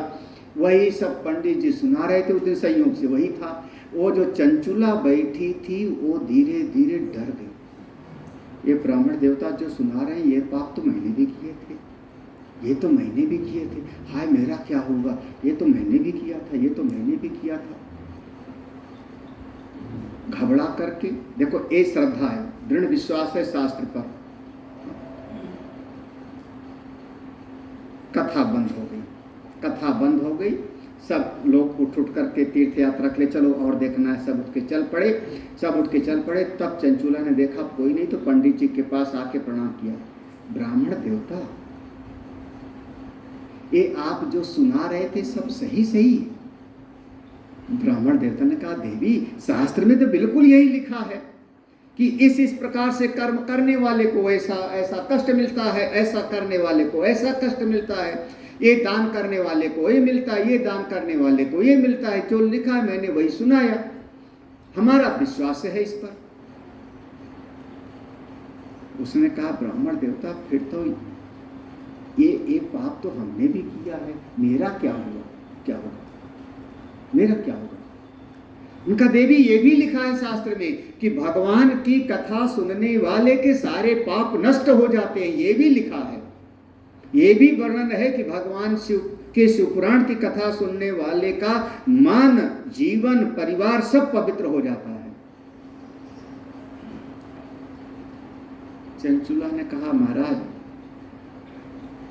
आप कृपा करो, क्योंकि हम तो जिनके साथ आए हैं उनके साथ ज़्यादा दिन यही नहीं रुक पाएंगे। आप हमारे साथ हमारे गांव चलिए, कथा सुनाइए। उन्होंने कहा, हमारा अपना परिवार। चंचुला ने कहा, महाराज मेरे पास पैसा बहुत है, उसकी चिंता नहीं, आपको जितनी दक्षिणा और परिवार की जरूरत है वो सब मैं दे देती हूँ। उनको धन आदि दे करके ब्राह्मण देवता को संतुष्ट किया। ब्राह्मण देवता बहुत खुश हो गए, यजमान बढ़िया मिला, विनोद दुबे जैसा। और वहां से गांव चले आए, उस वास्कल नाम के गांव में वहां पहुंचाए और वहां पर उन्होंने शिव पुराण की कथा सुनाई। अब देखो, जहां पर घर पे कथा होगी तो घर में अगर 15 लोग हैं तो अगर किसी का मन नहीं है तो भी उसको 1-आध घंटा 10 मिनट तो बैठना, व्यवस्था तो करेगा ना वो बेचारा। कुछ नहीं तो भाग दौड़ करके पंडित का केले का पत्ता ले आओ, हल्दी ले आओ, तो लाएगा तो दौड़ेगा, तो माइक लगेगा तो कान में रुई थोड़े लगा लेगा। तो हमारे रमेश जी ऐसे कहते हैं, जब कथा सुनाई थी तो बैठते नहीं थे वहां पे लेकिन कान में तो जाएगा ही जाएगा जब वहां हो तो। और वही तो पवित्र है, आज बैठ के पूरा 2 घंटे कथा सुन रहे हो, जीवन कितना अच्छा तो है ना, ईश्वर की कृपा है। तो अगर घर पे कथा होगी तो जाने तो सुन, सब घर के लोग कथा सुनते हैं। धीरे धीरे शिव पुराण की कथा पूरी हो गई। ब्राह्मण देवता ने कहा, बस कल समापन और फिर मैं अपने आ जाऊंगा। वो चंचुला ने कहा, महाराज आप फिर से शुरू कर दीजिए, हमको कथा सुन करके अभी मन मेरा भरा नहीं, फिर से शुरू कर, हम आपकी व्यवस्था कर देंगे। चंचुला ने पुनः व्यवस्था कर दिया और फिर से कथा, और ऐसे पुनः ब्राह्मण देवता को तरह तरह से रोक करके वो कथा श्रवण करती रही। और कथा श्रवण करते करते करते करते उसका शरीर पूरा होता है। चंचुला का शरीर पूरा हुआ। स्वयं माँ भगवती जगत जननी माँ पार्वती की सखियां आती हैं जया विजया, और आकर के उसकी जीवात्मा को लेकर के माँ भगवती के लोक में ले जाती है। इसने भगवान शिव की कथा को श्रवण करते करते अपना शरीर पूरा किया है। हम तो इतना कहते हैं अंतमति सागति। पूरा श्लोक याद रख लेना आप लोग। मुक्ताभिमानी मुक्तो ही बद्धो बद्धाभिमान्यपि किंवदन्ति सत्येयं यामति सा गतिर्भवेत्। ये बिल्कुल सत्य है, जैसी मति होगी वैसी। अंतिम समय में भगवान शिव का चिंतन करते हुए माँ जगदम्बा का सोचते हुए शरीर छोड़ा, माँ जगदम्बिका का लोक मिला।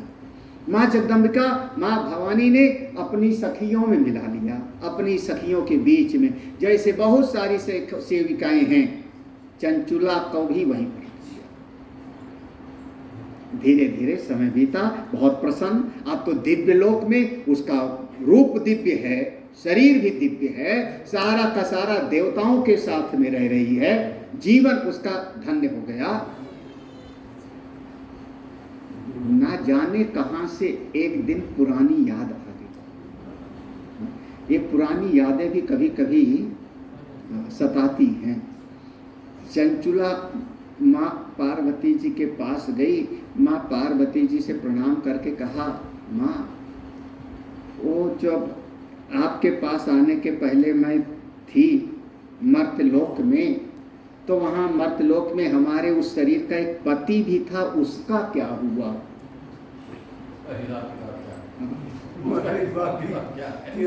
उसका क्या हुआ पूछ बैठी। माँ भगवती ने आंख बंद कर दिया और आंख बंद करके थोड़ी देर के बाद बोला, मत पूछो चंचुले बेटी, मत पूछो, तुम भगवान का ध्यान। जब मना किया तो और जिज्ञासा बढ़ी। माँ आखिर हुआ क्या है, भी कि नहीं है, कहाँ है? माँ भगवती ने कहा, अब तुम पूछ रही हो तो बता दे रही हूँ। वो विंध्याचल पर्वत पे भयंकर प्रेत बन के बैठा हुआ है, भैंसा आदमी सब खा जाता है, लोग घबराते हैं उससे। चंचुला के मन में आया, पांव पकड़ लिया, माँ मेरा उद्धार किया तो उसका भी उद्धार करो आप। हमको उसकी याद आई, वो मेरे उस शरीर का तो पति था, उसका भी आप उद्धार करो। जब बहुत प्रार्थना किया तो माँ भगवती ने कहा, अच्छा कोई बात नहीं, विचार करेंगे। माँ भगवती ने बुलाया एक गायन करने वाले गंधर्व जिनका नाम था तुम्बरु।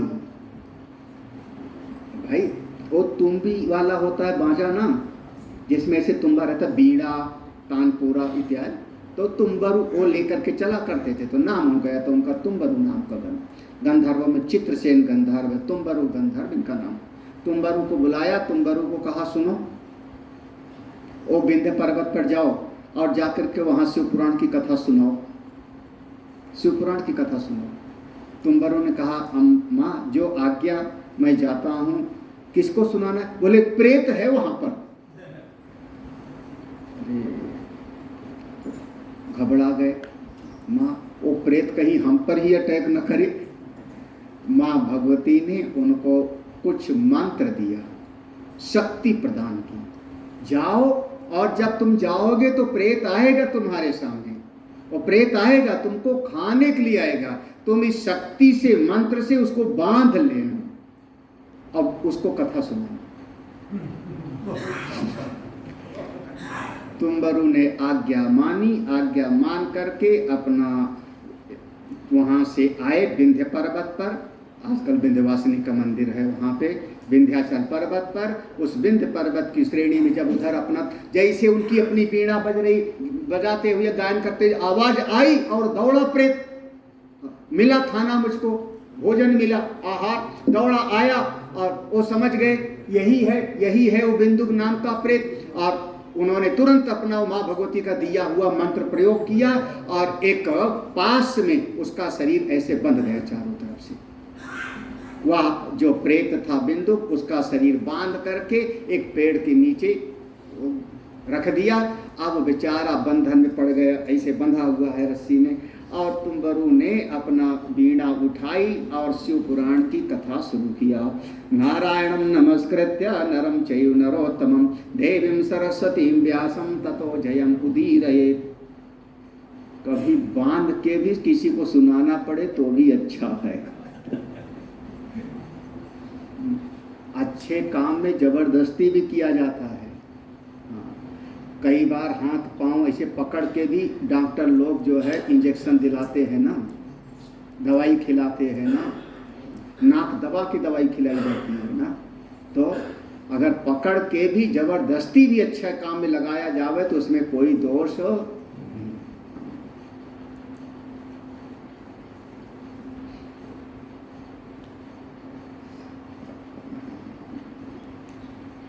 धीरे धीरे कथा सुनाते गए। अब कथा अब वो किसी को खा नहीं सकता, वो तो प्रेत है। प्रेत का मरने का भी तो डर नहीं है, प्रेत तो मरेगा भी नहीं ना। वो पड़ा हुआ है और बस उसके इंद्रियां तो हैं, इंद्रियां हैं, शरीर नहीं है।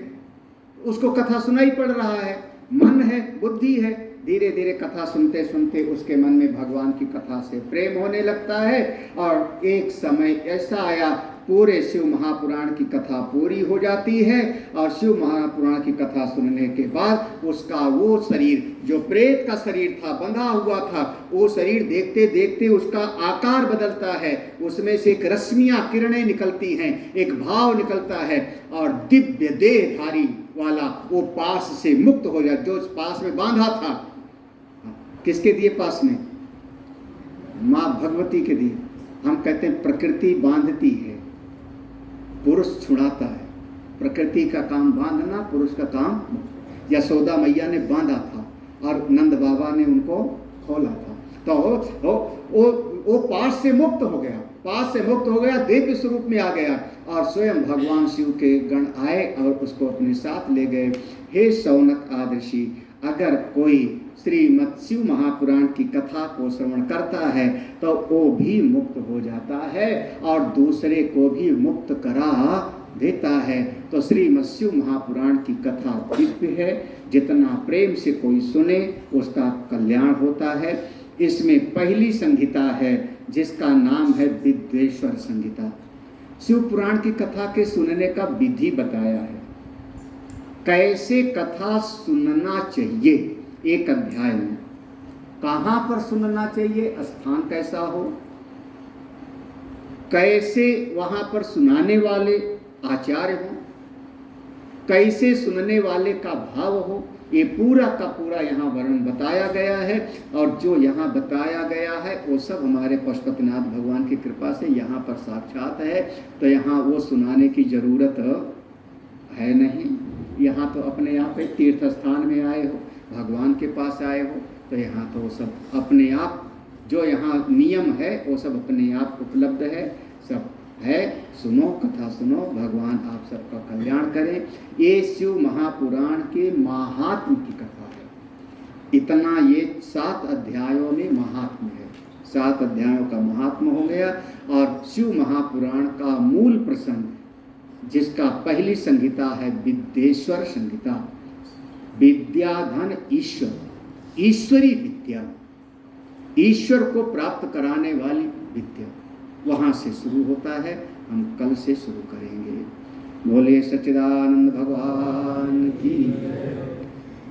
अपना ये शिव महापुराण कुछ चीज़ें याद रखना, ये हमारे भारतीय दर्शन में शैव आगम का महान ग्रंथ है। शैव आगम का इसमें मुख्य रूप से पाशुपत दर्शन का निरूपण है।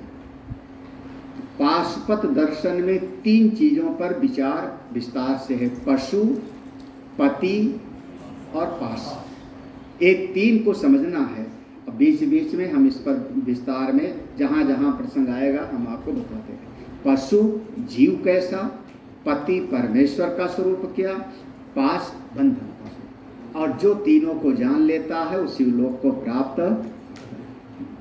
ओम पूर्णमदः पूर्णमिदं पूर्णात् पूर्णमुदच्यते पूर्णस्य पूर्णमादाय पूर्णमेवावशिष्यते।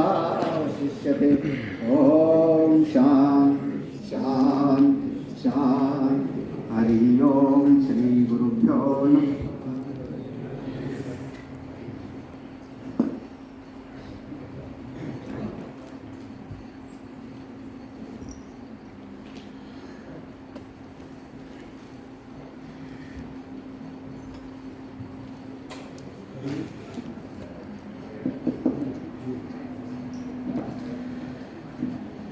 बोलिए आनंद कंद श्री सदगुरुदेव भगवान की।